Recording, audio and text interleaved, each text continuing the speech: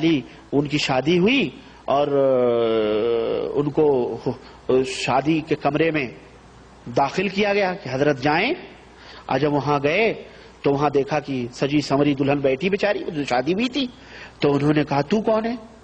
کہا کہ حضرت میں آپ کی بیوی ہوں، ہے نا، میں آپ کی شریک حیات ہوں، بھائی بیوی ہوں. تو پیر صاحب نے کہا کیا اللہ کی بھی بیوی ہوتی ہے؟ اعوذ باللہ. اس پیر نے کہا کیا اللہ کے بیوی ہوتی ہے؟ اتنے میں جو کامل اس کی طرف آنکھ اٹھا کر کے دیکھا تو وہ عورت جو ہے جل کے خاک ہو گئی، انگار ہو گئی، جل گئی، یعنی تاب نظارہ نہ آ سکے. اور اس طرح اور پاکستان میں اس کا مزار موجود ہے اور میرے پاس حوالہ موجود ہے، میں انشاءاللہ تعالیٰ اگلی مجلس میں لا کے بتاؤں گا. تو بھائی یہ شیطانوں کے چہرے ہیں جن کو دیکھ لیں تو یعنی یہی دنیا ہی میں وہ جل جائیں ان کی. تو اللہ وحدہ لا شریک کا چہرہ، اللہ کے رسول صلی اللہ علیہ وسلم نے فرمایا ہے کہ قیامت کے دن جنتی اللہ کا چہرہ دیکھیں گے. اللہ اکبر.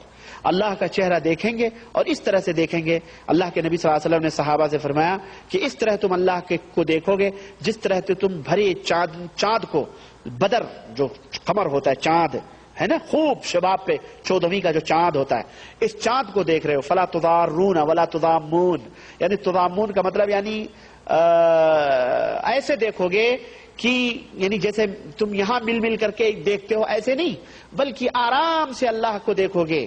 اور جس طرح چاند کو دیکھتے ہوئے تمہاری آنکھوں کو کوئی تکلیف نہیں ہو رہی ہے، یا دیکھ رہے اوپر تو کوئی چاند کو دیکھتے دیکھتے بعد آدمی مین ہول میں بھی گر جائیں، ٹکراؤ بھی ہو جائے، لیکن اس وقت قیامت کے دن اللہ کے نبی صلی اللہ علیہ وسلم نے فرمایا اللہ کو دیکھو گے تمہیں کوئی تکلیف، تمہیں کوئی مشقت نہیں ہوگی. اس طرح اللہ کے چہرے کو دیکھو. تو میرے بھائی اللہ کا چہرہ تو وہ ہے جس سے مومنین کی روحیں خوش ہوں گی اور آخری وہ اللہ کا مرحلہ ہوگا. یہ شیطانوں کے چہرے ہیں جنہیں دیکھ کے انگار لگ جاتی ہے. یہ جہنم میں بھی ایسی انگار لگے گی انہی سے. قرآن کا مطلب کیا ہے؟ قرآن کا مطلب، قرآن کا لغوی معنی ہے پڑھنے کی. قرأ یقرأ کے معنی عربی میں پڑھنا. اور قرآن کو شرعی زبان میں، شریعت کی اصطلاح میں قرآن اس کلام الہی کو کہتے ہیں جو اس وقت ہمارے ہاتھوں میں بین الدفتین یعنی دو جلدوں کے درمیان کاغذوں کے اوپر یا چمڑوں کے اوپر یا کسی چیز پہ جو لکھا ہوا ہے اس کو قرآن کہتے ہیں. ہاں، یہ ہے قرآن کا مطلب. آپ نے اطیعوا اللہ و اطیعوا الرسول والی آیت پڑھی. اس آیت کے مطابق وَأُولِي الْأَمْرِ مِنْكُمْ آج کے دن کون ہے؟ وَأُولِي الْأَمْرِ مِنْكُمْ آج کے دن کون ہے؟ ڈھونڈیں کون ہے بھائی اولی الامر منکم.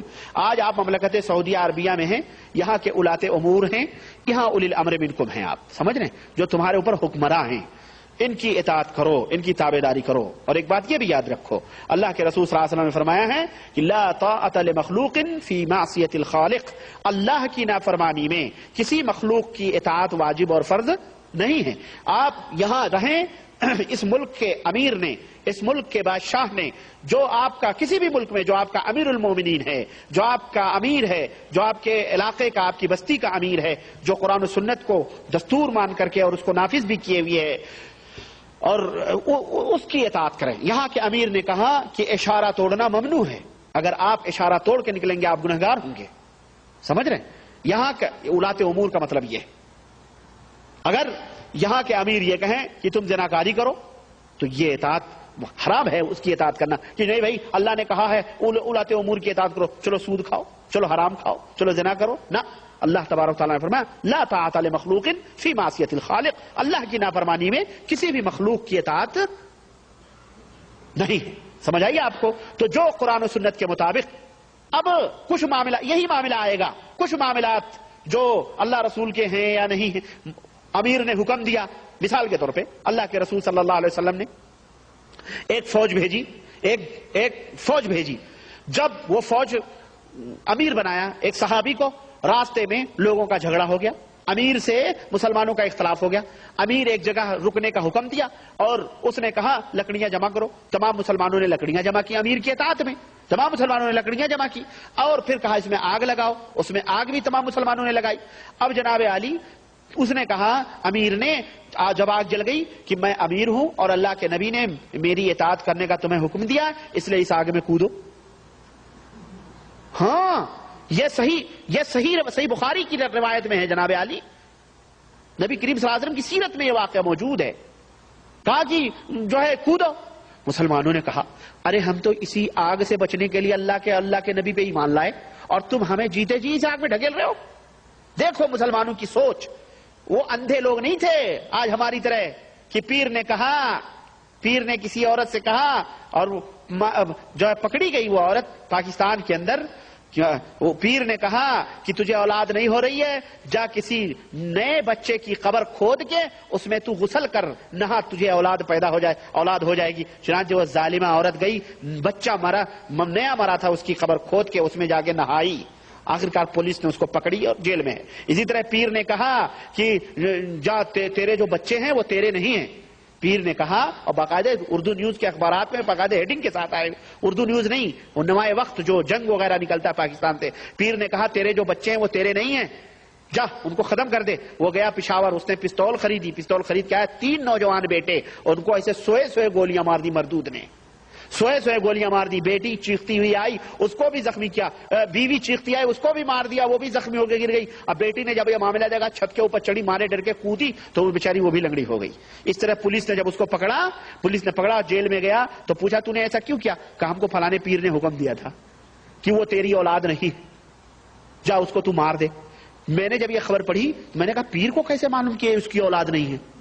ضرور معلوم ہوگی، پیر ہے نا یہ.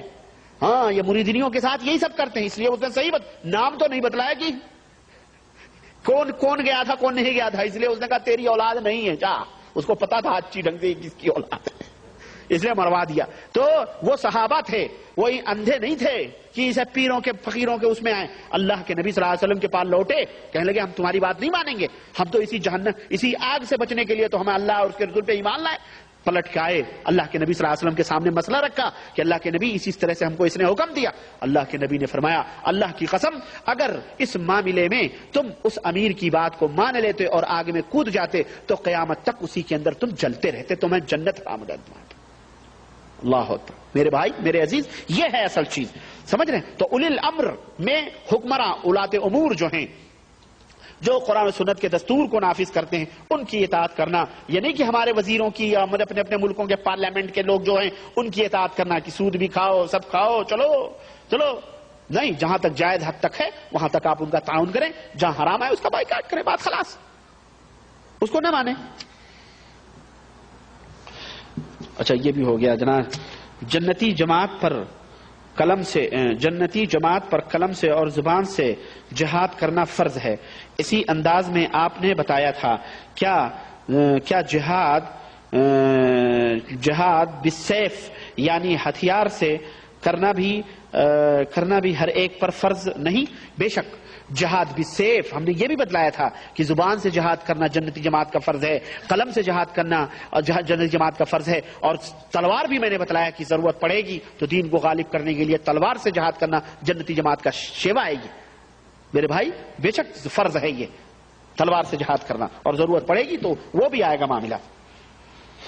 دوران نماز اگر کفیل ہمیں کام کی ذمہ داری عائد کرتا ہے جو بے حد ضروری ہے، تب بھی ہم ان فرض نمازوں کو دیگر فرض نماز کے بعد یا پہلے ادا کر سکتے ہیں؟ کیا تفصیل بتائیں؟ آپ پہلے فرض نماز ادا کریں جو اللہ کا فرض ہے، اس کے بعد بندوں کا فرض ہے. اگر وہ کچھ لڑتا ہے بھڑ جائیں آپ اس سے، ہرگز نہیں مانیں گے.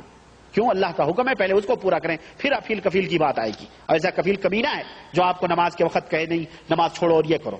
ایسے لوگ اگر پکڑے جائیں گے تو ان کو 2 کوڑے مارے جائیں گے حکومت میں. ایسے لوگوں کو پہنچائیں آپ. اچھا جناب علی، وصلی اللہ علی نبینا محمد وعلی آلہ وصحبہ اجمعین. والسلام علیکم ورحمۃ اللہ.